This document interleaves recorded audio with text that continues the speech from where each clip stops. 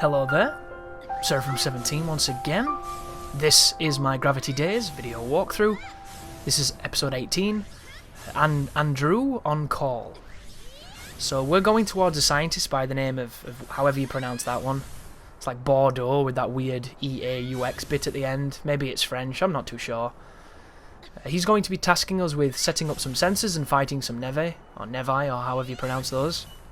And this is another one of those levels that feels like it is a little padded too, because it has you doing the same task repeatedly and a bunch of enemies spawning just to kind of elongate it. But it's still fun, and you can see the aesthetic of the city now is a little bit different with the lime green complementing the harshness of the browns and the greys. I'm a big fan of the colour palette of this game. I think it's got a really nice aesthetic. But all we're going to be doing here is looking for a case, and I found this quite confusing. It doesn't give you a waypoint in this moment, so finding the case is kind of confusing, and this is a game where you've always kind of had a waypoint. So I was like, where's my waypoint? This is unusual. But I end up floating around, and I do find it, and then the waypoint works as intended. But it's a very interesting thing, isn't it, in modern gaming, when we get so used to the game telling us where to go, and giving us something to move towards, when they take it away, you feel lost. And it's an interesting thing to analyse, like, does a waypoint take away the exploration from a game, or does it just alleviate the frustration? There are two sides of this fence. On one side you have players who don't care where they have to go, they just want to know where to go so that they can get to the point of playing the game that they like, be it the combat or the puzzles or whatever. They don't want to look everywhere and find things. They want to just be told where to go and do what they want to do. That's not why they're here. Then you have those people that perhaps grew up on those old school games where no game told you where to go. They were all mazes. Like, beating games back then was really hard to do, especially if you were young, because it involved, you know, reading and stuff and figuring out cryptic things and doing stuff that you wouldn't think you would have to do. And it bred this mentality of moving around the environment, mashing a button to try and examine things and trigger something to happen that a lot of the times never happened because you were doing it wrong. We've got away from that in favour of this accessibility, but have we gone too far with said accessibility? Like, look right now, I know exactly where to go now. Can you imagine if it wasn't telling me?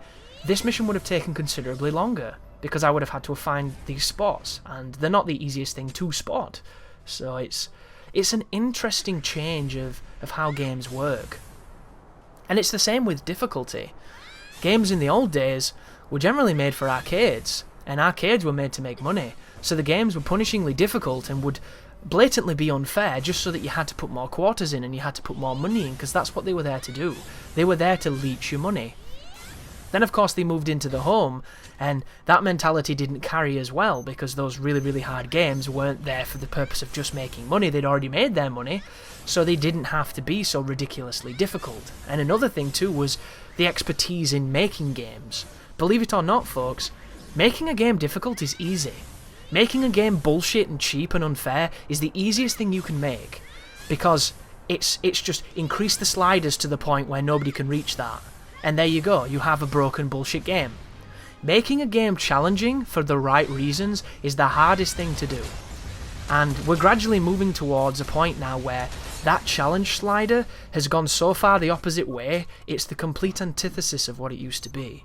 Previously, we had games so difficult they made you want to rip your hair out.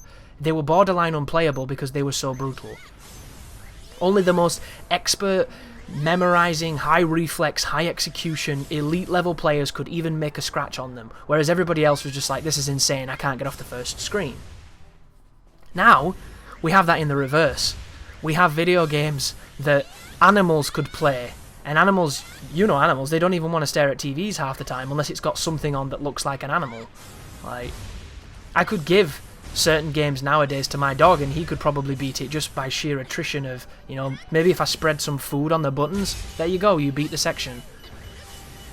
But is that a bad thing? More people get to play, more concepts get greenlit because it doesn't necessarily have to be about high execution and high skill. Is that a bad thing? That was quite weird, wasn't it?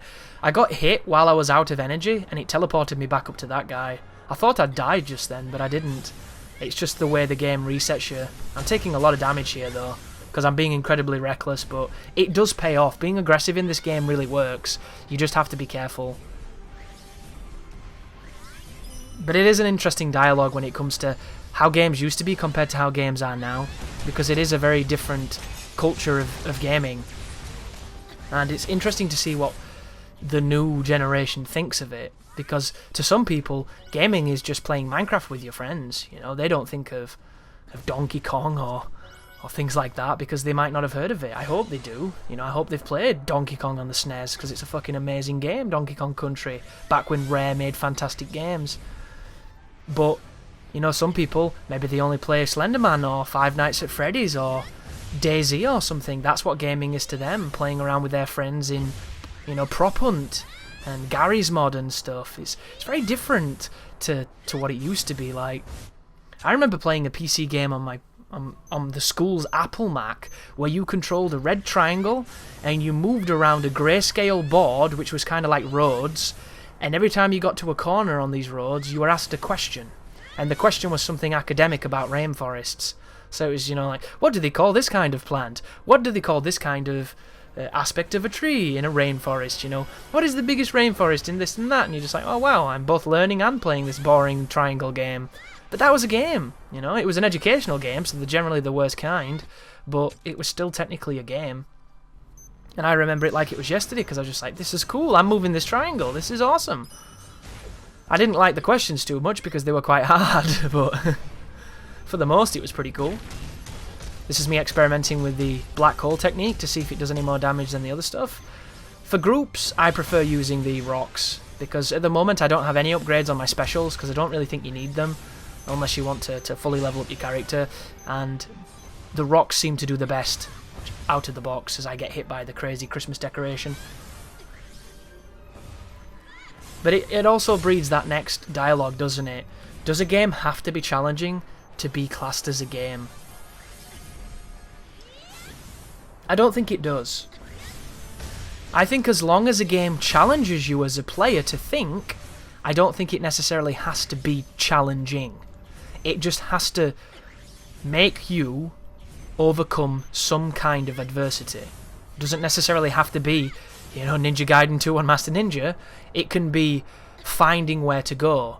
It can be finding the right item to use the right item in an area. You know, it could even be a puzzle, a slidey tile puzzle that can range from really fun to, I want to kill myself, this is so difficult. There has to be some part where your brain overcomes programming. Overcomes the presets that are in front of you for it to be a game for me. And it can be graceful, it can be subtle, it doesn't have to be overt. But I do not think that we have to move towards a perspective of, if a game isn't challenging, it has no value. And I think it's important that I say this, because I'm known for playing games on harder difficulties. People think I'm this kind of crazy robot that does nothing but hard things, and it's not true at all. You know, I can appreciate a game on a lot of difficulties, I just pick the harder ones because it helps for walkthroughs, and usually I prefer to be challenged. Sometimes I don't, like today, I'm playing the Witcher DLC on normal, because on Deathmarch, I got killed so quickly, and the loading screens were so long, it was just not fun to stream it. It wasn't fun to watch, and it wasn't fun to play. That's the kind of thing I would suffer through on my own, because I shouldn't have to force that on people, you know. A lot of people don't want to see that. Ooh, these are interesting, these guys do this running dash move where they kind of flop into the air and they belly flop you. You'll notice it took off half my life, so you want to be very careful when they're alive. The worst aspect of that creature is it goes through the geometry, so it can get stuck. So be very careful, because they can literally, they're like land sharks, they surf out of the concrete. It's really confusing. So get some life back, and just be aware of where they are, and try and bait him out. But you should be okay, guys. You're epic level players of Gravity Daze, and you'll destroy it. I've just given you the patchwork quilt of ideas to push you forward while you kick its ass. But it's similar with checkpoints in video games, and this idea of moving away from difficulty and moving away from checkpoints. It's almost like they're a dirty word nowadays. You know, they remind people of the olden days of game design where the Japanese led the world with awesome video games, and the West was still making like rapey General Custer games. But now it's so different. How many games do you play where you can't even restart checkpoints because the games are dynamic and they save all the time? So instead of restart checkpoint, you just die and it spawns you close to where you died.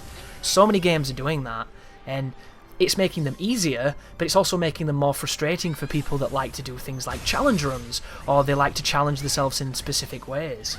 Or maybe you don't want to have a bad run where you feel like you took too many hits and you were playing bad, so you want to have a fresh, clean slate, you want to restart, you want to try again. You can't do that, because you're just in it. And the only way to do that is to die. And sometimes in these games, dying takes a long time. Look at Yakuza. Yakuza is a game that frustrates me to no end, or Yakuza, as they like to say. Because when you restart, it fills your life. But when you've got full life, it takes the bosses 20 minutes to kill you. So if you want to do a no damage run against a boss, you will spend more time letting the boss beat you up if you make mistakes than you will fighting him. And there is nothing more frustrating. And that game even has items that hurt you. So you can use these items to hurt yourself, put you down into the threshold, and then you go into the boss fight hoping it saves your life threshold, and it doesn't. It completely heals you. So all your hard work to set up that fight perfectly so you could have a really quick reset, gone. And the closest thing to do is to reload, and reloading takes forever on certain games, so it's a pain in the dick to do that. And it all stems from a perspective of this is just not how the designers expected people would play, you know? They thought they were doing you a favour by healing you, and just think of all the games that don't heal you where you get frustrated because they don't. It's such an interesting thing, and it's one of those things that I would love to talk to somebody who's in it at the moment, making those decisions, you know, choosing between this and that, and the implications that it has on the dev team. Because I was just watching an Epic Name Bro video. He's doing the Lonely Hearts series with Strider, which was the remake of the old classic Strider games, and I've watched a few people play it. It seems pretty fun. I'm just not a big fan of the Metroidvania kind of games. You know, I played a lot of them when I was younger, and I think I just kind of played too many. And he's playing it, and I noticed on his description, he said, sorry about the 720, it was either 1080p or 30, or 720-60, and this is a game where 60 is king kind of thing. And he sacrificed that visual fidelity for the frame rate.